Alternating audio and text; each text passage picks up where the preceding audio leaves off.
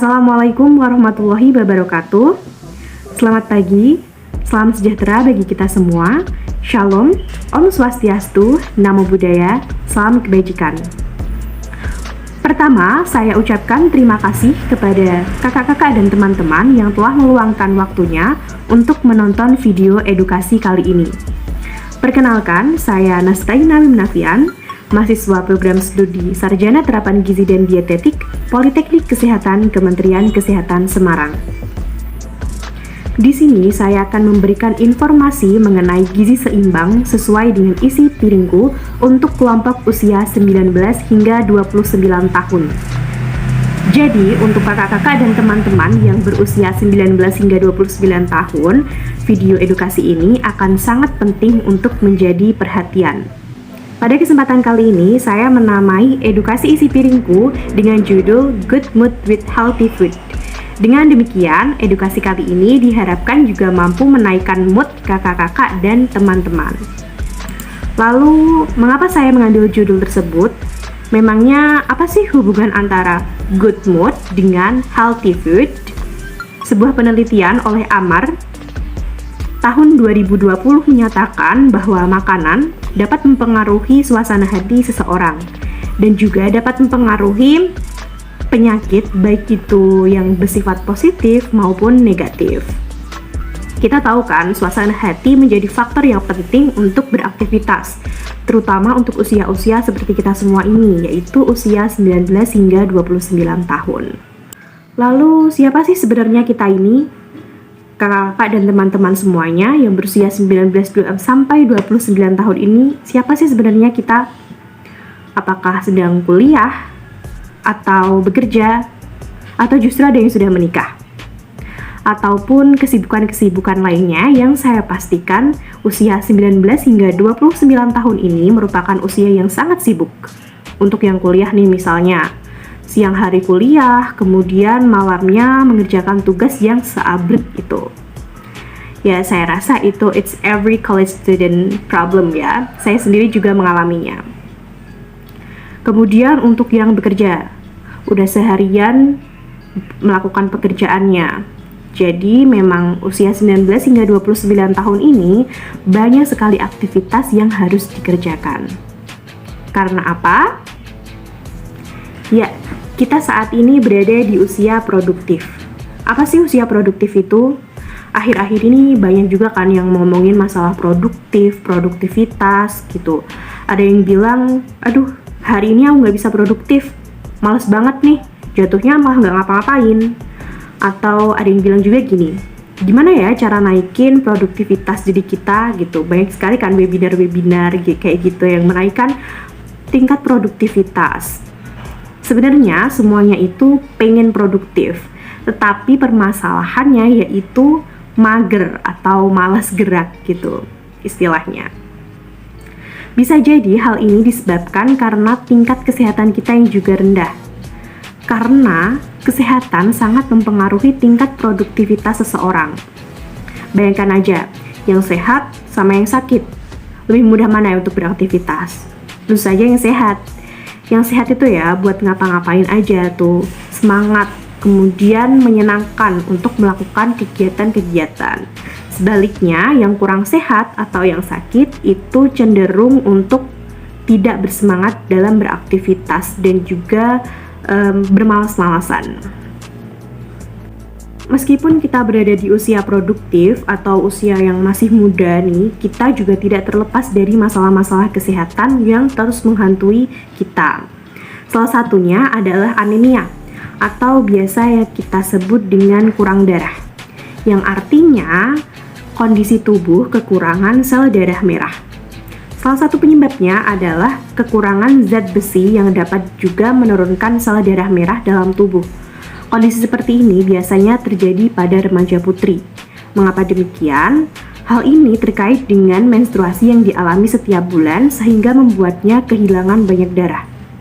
Kita tahu kan orang yang mengalami anemia itu biasanya lemah, letih, lesu, mudah lelah, sering ngantuk, bahkan hingga mempengaruhi kerja organ tubuh, di mana hal ini akan sangat mengganggu produktivitas seseorang. Selain itu, masalah yang sering terjadi di usia 19 hingga 29 tahun adalah obesitas atau kegemukan atau kelebihan berat badan. Kelebihan berat badan ini disebabkan karena asupan makanan yang meningkat yang tidak diiringi dengan latihan fisik atau aktivitas fisik yang cukup. Atau salah satu juga bisa disebabkan karena banyak dari kita yang menyukai makanan-makanan cepat saji atau fast food atau junk food, karena memang makanan-makanan seperti ini minim manfaat dan justru cenderung mendatangkan penyakit. Terlebih sekarang ini banyak sekali restoran cepat saji yang murah, praktis, terjangkau. Siapa coba yang tidak tergiur dengan kemudahan-kemudahan semacam itu? Dan juga rasanya pun juga sangat-sangat enak untuk makanannya. Of course, karena itu penggunaan gula, garam, dan juga minyak dalam makanan-makanan seperti itu tinggi. Nah, hal inilah yang menyebabkan kenaikan berat badan pada seseorang. Ditambah lagi, usia seperti kita ini minim sekali aktivitas fisik seperti latihan fisik, olahraga, atau sekedar workout karena kadang tuh nggak sempet atau ya karena disibukkan oleh kesibukan-kesibukan lain-lainnya.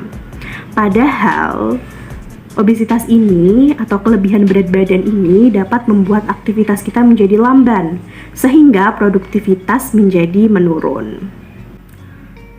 Masalah lain khususnya untuk wanita yaitu untuk masa prakonsepsi atau masa sebelum kehamilan. Untuk mencapai kehamilan yang sehat agar ibu dan bayi lahir sehat, masa ini sangat penting untuk menjadi perhatian. Karena sebagian besar penyebab kematian ibu dan bayi baru lahir disebabkan oleh kesehatan ibunya, baik itu kesehatan di masa sebelum kehamilan atau selama kehamilan. Bisa dikatakan masa prakonsepsi ini merupakan persiapan bagi para wanita untuk mencapai kehamilan yang sehat. Kemudian, mengapa masalah-masalah itu bisa terjadi? Padahal kita ini kan berada di usia yang masih muda. Nah, masalah-masalah tersebut bisa disebabkan oleh makanan yang kita makan. Usia seperti kita ini, usia 19 hingga 29 tahun yang cenderung sibuk-sibuknya, sehingga kurang memperhatikan makanan yang kita makan. Masalah-masalah tersebut perlu untuk diatasi untuk mencapai tingkat kehidupan yang lebih baik. Salah satu caranya adalah dengan memperbaiki pola makan. Bagaimana caranya? Yaitu dengan menerapkan pola makan gizi seimbang sesuai dengan isi piringku.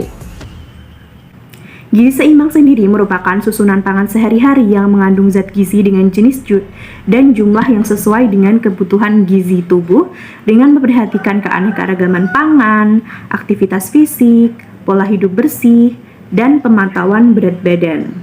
Jadi, gizi seimbang ini bukan hanya memperhatikan kuantitas makanan, tetapi juga memperhatikan kualitas makan seseorang. Seperti yang kita tahu, inti dari gizi seimbang tadi adalah kita makan sesuai dengan kebutuhan gizi masing-masing. Nah, sebenarnya kebutuhan gizi setiap orang itu berbeda-beda.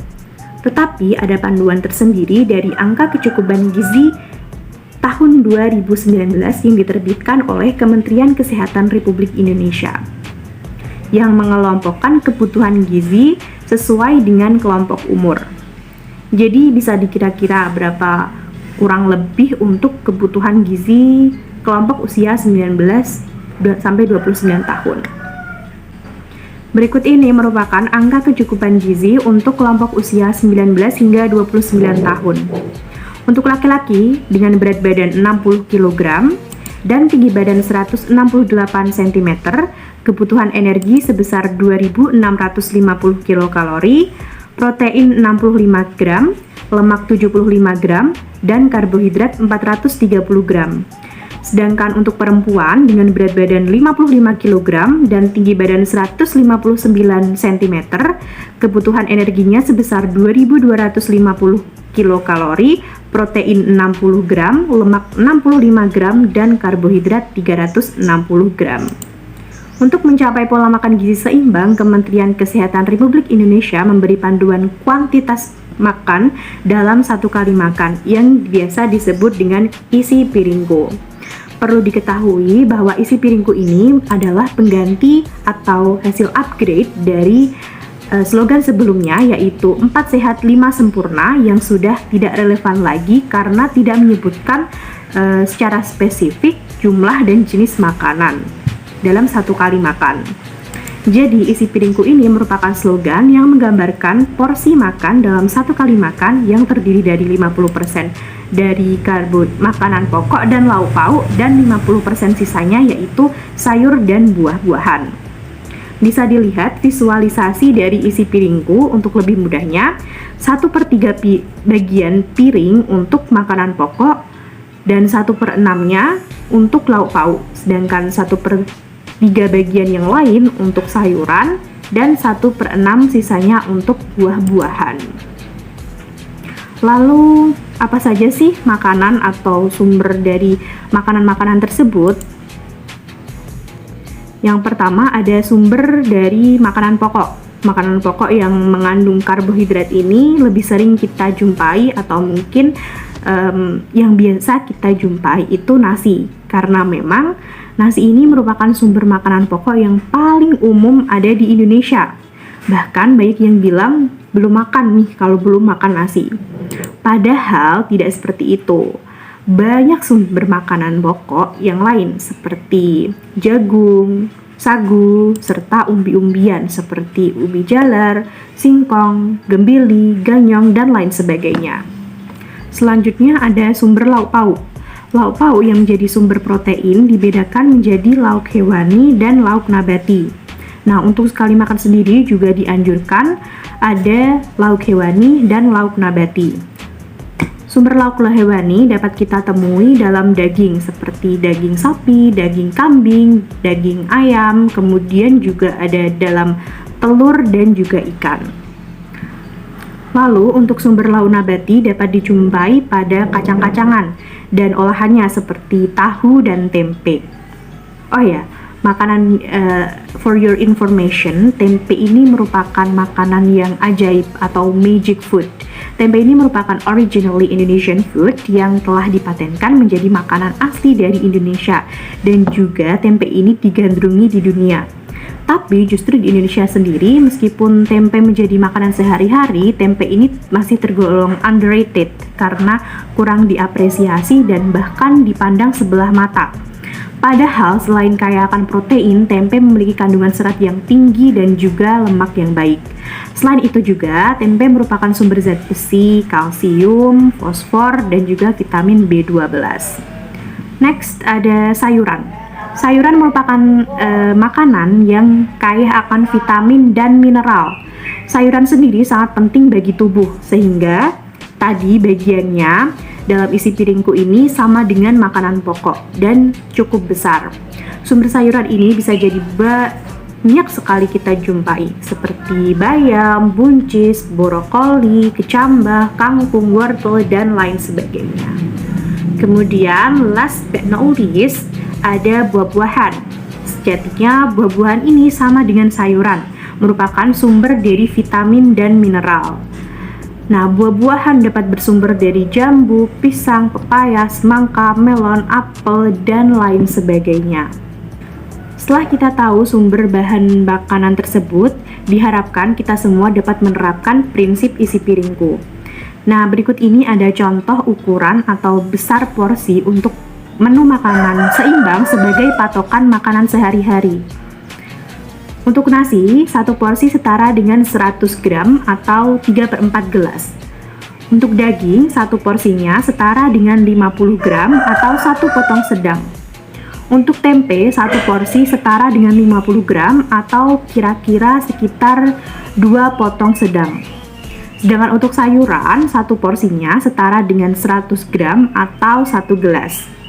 Untuk buah-buahan sendiri, satu porsi setara dengan 100 gram atau misal 1 buah pisang, seperti itu.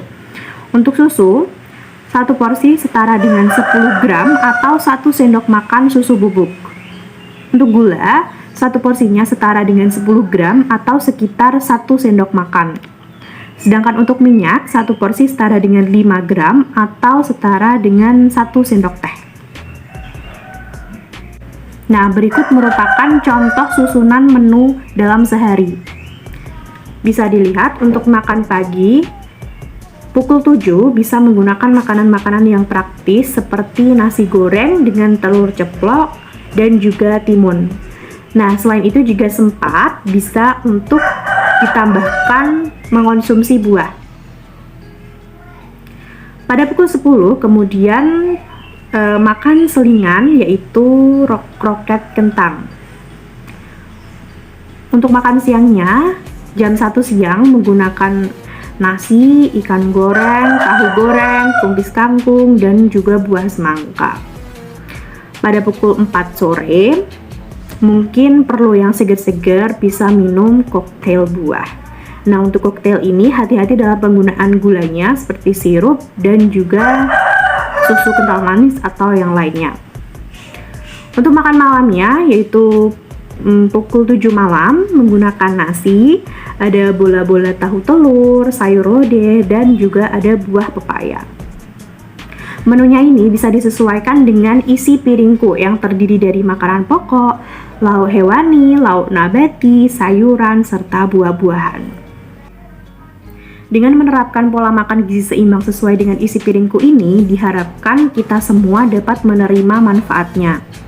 Nah, ada banyak sekali manfaat yang dapat kita peroleh dengan menerapkan gizi seimbang sesuai dengan isi piringku. Manfaatnya antara lain adalah sebagai berikut. Yang pertama adalah kondisi fisik akan terjamin. Kondisi fisik yang terjamin ini dapat menjadikan kita untuk beraktivitas dengan baik. Usia dewasa muda seperti kita ini memang memiliki banyak aktivitas yang penting, sehingga kondisi fisik juga harus sehat dan fit. Selain itu, konsumsi makanan sehat juga dapat meningkatkan kemampuan bekerja dan berpikir. Kandungan gizi makanan sehat yang dapat mempengaruhi kinerja tubuh dan otak. Pola makan yang baik dan sehat akan meningkatkan kemampuan kerja. Gizi seimbang ini juga bermanfaat untuk mempertahankan berat badan normal, sehingga kita dapat terhindar dari kelebihan berat badan. Terhindarnya kita dari obesitas juga akan menurunkan risiko penyakit infeksi dan penyakit bahaya terkait gizi seperti hipertensi, kolesterol, diabetes, dan jantung koroner. Lalu, apa saja sih akibat yang kita dapatkan jika kita tidak menerapkan gizi seimbang sesuai dengan isi piringku? Yang pertama, tentu saja aktivitas fisik kita akan terhambat sehingga dapat menurunkan produktivitas. Dengan menurunnya produktivitas ini berkaitan dengan kesuksesan kinerja kita baik hari ini ataupun di masa akan datang. Selain itu juga berakibat dalam penurunan kemampuan bekerja dan berpikir. Untuk yang kuliah mungkin nilainya akan menurun dan yang bekerja mungkin menjadi tidak optimal. Akibat lainnya adalah memiliki berat badan yang tidak normal, mungkin kekurangan atau kelebihan berat badan. Keduanya memiliki dampak yang kurang baik bagi kesehatan tentu saja. Kekurangan berat badan dapat meningkatkan risiko penyakit infeksi, sedangkan kelebihan berat badan dapat meningkatkan risiko penyakit degeneratif seperti hipertensi, kolesterol, diabetes, dan jantung koroner. Nah, untuk mencapai manfaat dan menghindari akibat buruk tersebut, perlu diterapkanlah pola makan gizi seimbang sesuai dengan isi piringku. Selain itu, ada juga beberapa prinsip makan yang harus diterapkan khususnya untuk orang dewasa berusia 19 hingga 29 tahun. Yang pertama adalah makan beraneka ragam jenis makanan. Manfaat secara psikologisnya agar kita tidak mudah bosan terhadap makanan yang itu-itu saja. Nah, sedangkan untuk alasan kesehatan, karena kita lebih bisa mendapatkan manfaat zat gizi dari berbagai jenis makanan yang mungkin belum pernah kita jumpai. Prinsip selanjutnya adalah banyak mengonsumsi sayur dan cukup buah.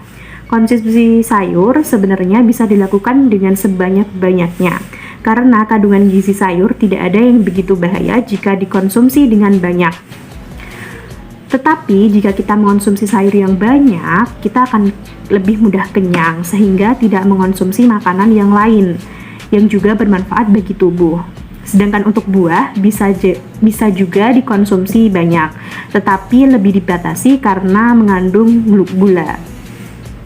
Karena konsumsi makanan yang terlalu manis, terlalu asin, dan juga terlalu berminyak itu harus dihindari. Makanan yang terlalu manis dapat meningkatkan risiko penyakit diabetes, makanan yang terlalu asin dapat meningkatkan risiko penyakit hipertensi, sedangkan makanan yang terlalu berlemak atau berminyak dapat meningkatkan risiko penyakit kolesterol dan juga penyakit jantung koroner.